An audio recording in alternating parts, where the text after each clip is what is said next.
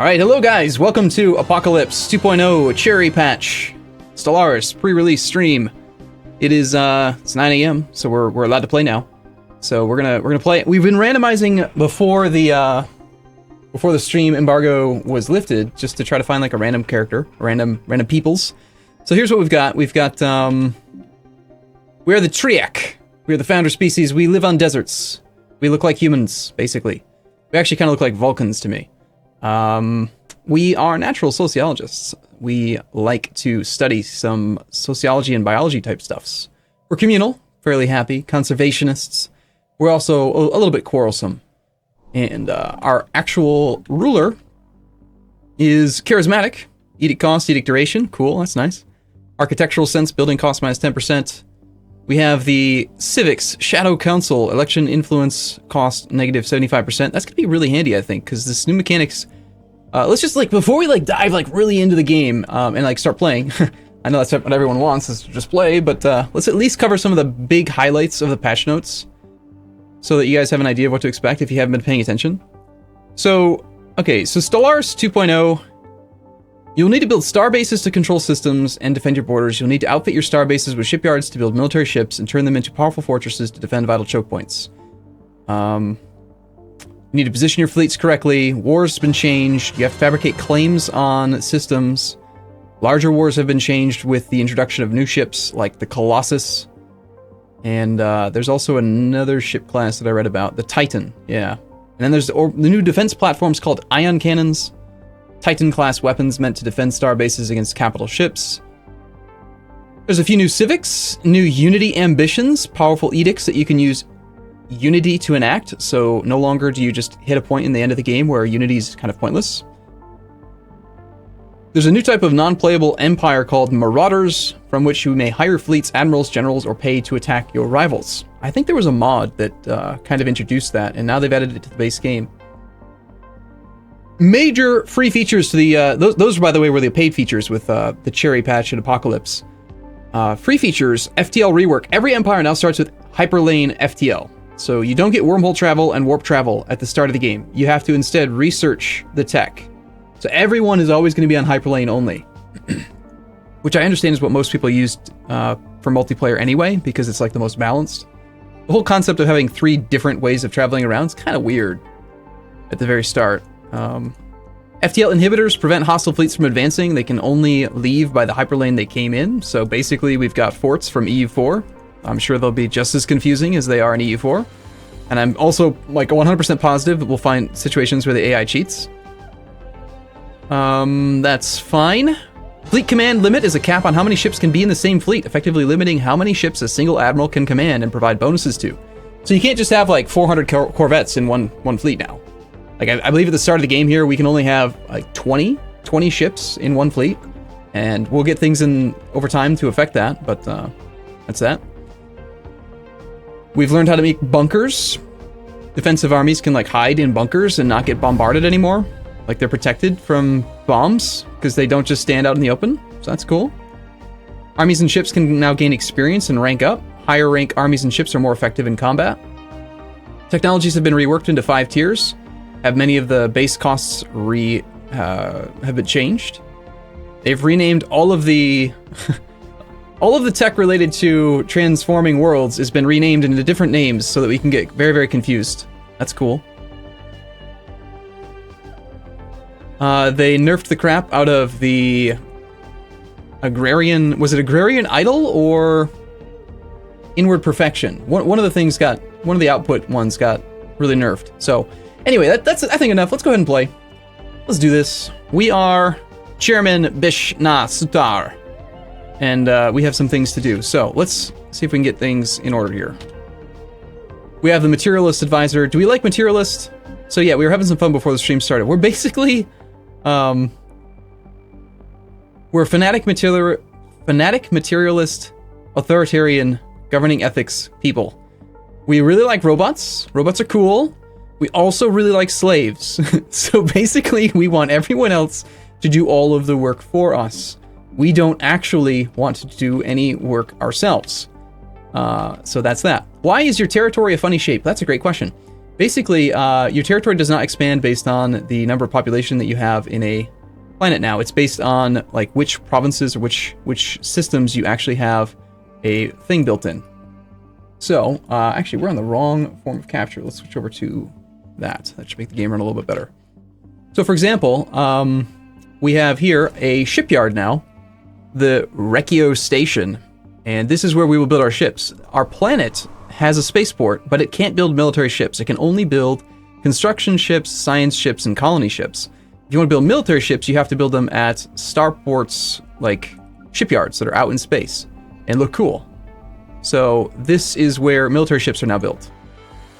So currently we start off with one in our capital system, of course, and that's neat. We have our construction ship, we have our science ship. Let's go ahead and start surveying some things. I'm not going to play on like fast speed just yet because I don't want to get overwhelmed by, like fastest speed. But, all right, let's start off with some, you want to get the fusion reactor? Sure, why not? I mean, this one I usually would jump on. Let's go with that one first, actually. And try to get an early heritage site. Ooh, that's a lot of unity. Additional edicts, campaigns. They have a shorter duration and cost energy instead of influence. That sounds fun. Empire modifier of monthly unity +5. What? Are you serious? What? We're just gonna get like that much extra unity? That seems insane. Okay, yeah, that's the one. I was like, ooh, we should build a heritage site. That way we can get 4. No, I think we'll just go for the 5. The automatic +5. That sounds pretty good. Yeah, okay, let's do that. Wow. I guess that's why they nerfed the other one, because it just doesn't matter anymore. Afterburners, engineering. We'll go for mining, of course. All right, what do we start off having built already? We've got a physics thing. Got some more physics available. We got some mining there. We have a +3 and a +3. Let's go ahead and tap this guy here. And I think really early on, we're going to want to get a second science ship. So you hire your military and science like commanders with cash now, energy instead of unity. Sorry, not unity, influence. So that'll be interesting. Derp on this. Thank you for the cheer. You are my hero today. Use these bits to take over the galaxy. Okay. So yeah, we want to sort of explore a bunch. Let's take a look at our homeworld a little bit. So cool, we got some slaves. That's neat. They're not very happy about being slaves. I mean, they're our own people, but we've turned them into slaves anyway. We have chattel slavery. I think I vaguely remember how to play this game. So we're using the caste system. So they're automatically enslaved if they are working on food and minerals. Our living standards are currently set to decent. We could go to social welfare for a little bit of extra happiness, and we can also enable academic privilege.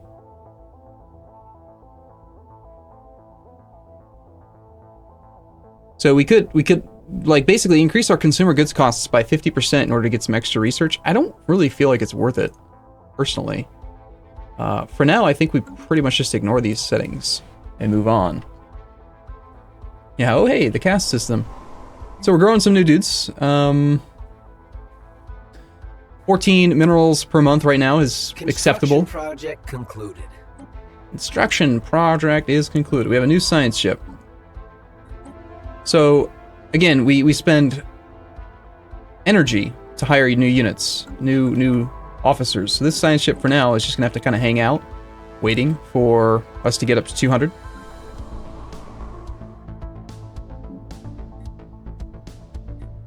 We apparently can't just build out defensive units on the ground. They're kind of provided for automatically based on buildings on the ground. So like we could build a thing called a stronghold, provides 3 defensive armies, protects armies from orbital bombardment, and produces unity. Here's $5 to destroy the xenoplanets. Suffer not the alien to live. All right, well, Project concluded. Could we let them live if instead they will become our slaves? Because that would be good too. All right, we're gonna definitely need to early tap this other mining station so we can get some extra energy coming in, so we can hire a new guy for that science thing. The Cybrex. Begin the precursors. Cybrex event chain. Log updated. Let's do that.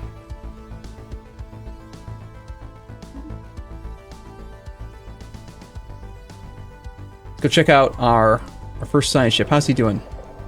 Well, he's discovered some alien life. He's done a good job.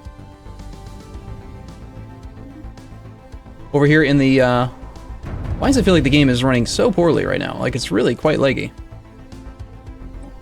My guess is it's probably because of the OBS capturing multiple times. We have a desert world. Can't colonize it because it's not within our borders. Habitability of 80%, size 15. The surface is rather physics-laden. That's a lot of physics. A lot of physics and not much else. Right, so, if we wanted to expand our borders, we need to build a starbase, an outpost. Hey, Lambert, thanks for the host, man. How's it going? So the starbase would cost 100 minerals and 75 influence. And there doesn't appear to be like a maintenance cost to it. You just have to spend that one-time thing, and then you build a basic starbase. And that allows you to expand your borders. And then from there, you can start building out things there. So if I wanted to instead build a starbase in the next system over, it would be twice as much. It would be like 200 minerals and 150 influence. So you're better off expanding like one system at a time, because if you think about it, if I were to build here and then here, I end up spending 3 times the cost, versus building here and then here, and I spend 2 times the cost. So kind of like you incrementally expand outward from your starting system. I like that. That's cool.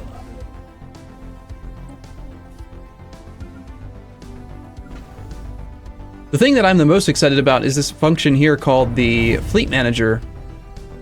This thing is, there's a lot going on here at first, but basically we can say the first expeditionary fleet is actually supposed to have 20 corvettes in it, up to our force limit, right? Construction project concluded. And then it's saying... Survey concluded. Alright, good job, sir. It's saying that the first fleet, one fleet needs to be reinforced with 17 ships for a cost of 145 minerals each. So we have like a lot of deficit minerals needed to reinforce this fleet up to whatever I've specified it to. But there's this handy button where you could just like grab your fleet and click, where's it? Reinforce fleet. And it'll just automatically queue up ships out of any starports that are available, and then they will rally to this fleet and they will join this fleet, and there you go. So it's a lot easier to manage your fleets, and you can like kind of build like a template. Almost like they took a page out of E4's Army template system, right? That's nice. A lot of useful stuff. Why is Arumba obsessed with so much micro? Well, what have I done that's micro-intensive just yet? I don't understand. Alright, we finally have enough that we can hire a new guy. Let's get a new scientist. Anomaly fail risk sounds like a great start. Let's get that guy.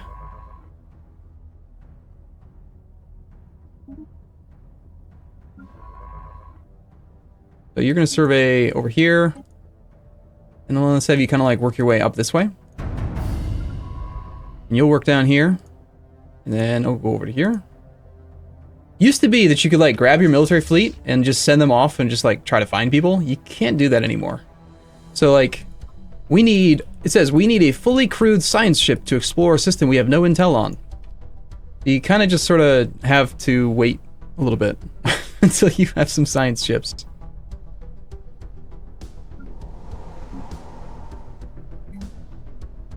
It'll be a while.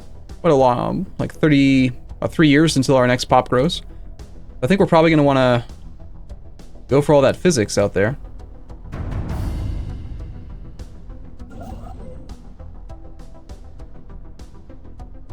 We could tap some of the physics that's in here. Actually, wasn't the physics? No, it's society. I remember in the past being able to do things like focus on one research or the other using an edict. They got rid of those. However, we could do like really big expensive edicts like this one. Research grants for just 10% bonus for 13 years. We have some pretty good modifiers right now to these things. Information quarantine, map the stars, anomaly discovery chance plus 10%.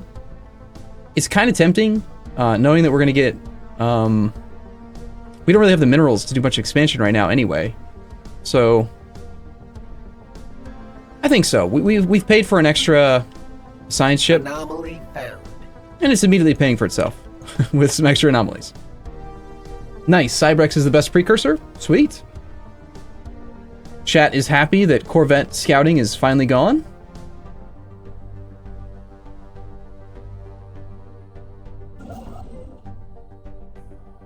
So yeah, we're gonna play on fast for the most part until we decide we need to speed it up. But I want to be able to read chat. If you're watching this live on YouTube, or not live on YouTube, but on YouTube, this is a local recording that I'm taking of the stream, the release stream. So I'm reading Twitch chat while we play. They basically slowed down early exploration and expansion. Yeah, I mean, yeah. You can't just like send one Corvette in every direction to identify where all the AI empires are.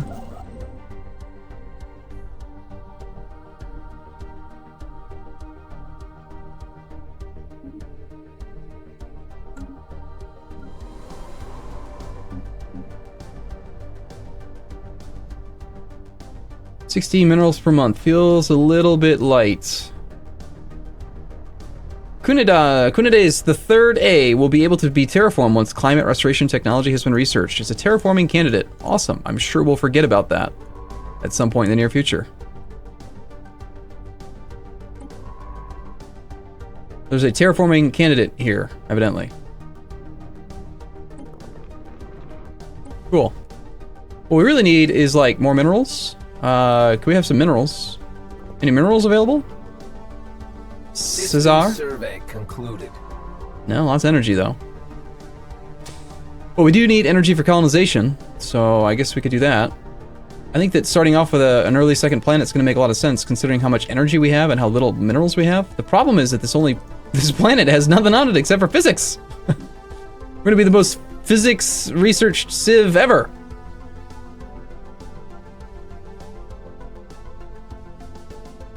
I mean, I guess we are going to have to expand here just to get this 2 minerals.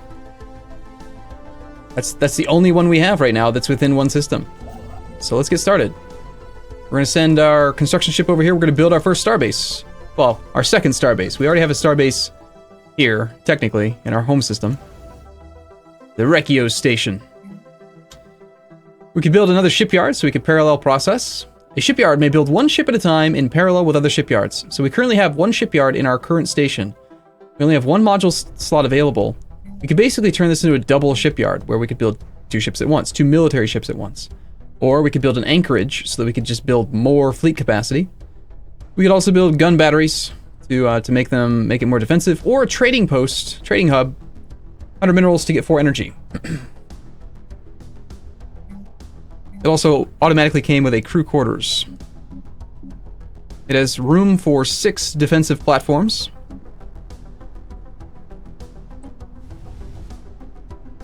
We're going to probably want to just stockpile our minerals for now until we find a better habitable planet. I don't really want to colonize something that's pure physics. I want, hey, there we go. Size 16, 3 whole minerals. Atmospheric aphrodisiac. Bonus growth speed, a little bit more habitable. Cool, 85% habitability with our initial system. A little bit of food. 5 minerals in the system. Yeah, that's looking like probably going to be our expansion point there. And we already have traditions available. So, this is interesting. So supremacy is something we're going to have to go for, like, I think no matter what. Because the finisher for supremacy, adopting all supremacy traditions will unlock the war doctrines policies. And the way that people were talking about it on Reddit, this is basically like, it unlocks new game mechanics that you pretty much have to have. So supremacy is something everyone's going to go for. I don't think we need to go for it first.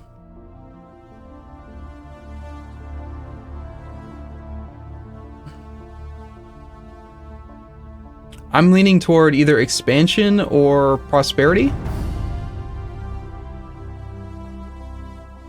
They got rid of the colonial, like, private charters or whatever it was. So you can't just pay energy for your ships anymore. I guess they decided maybe that was a bad design decision. So let's just go for expansion. So the first bonus that we get from that is what again? The unlock bonus is colony development speed increased by 100%. That's pretty darn good. So since this is definitely going to be our first colonized planet over here, Asmore the Third, let's go ahead and start building an outpost here. Even though I started building one over here as well, because I wanted those 2 minerals. You know what? It's not too late. We can redirect.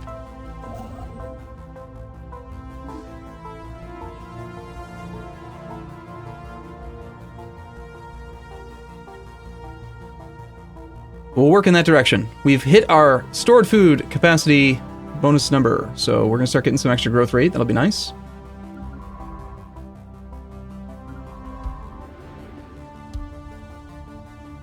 Getting the rest of the system surveyed.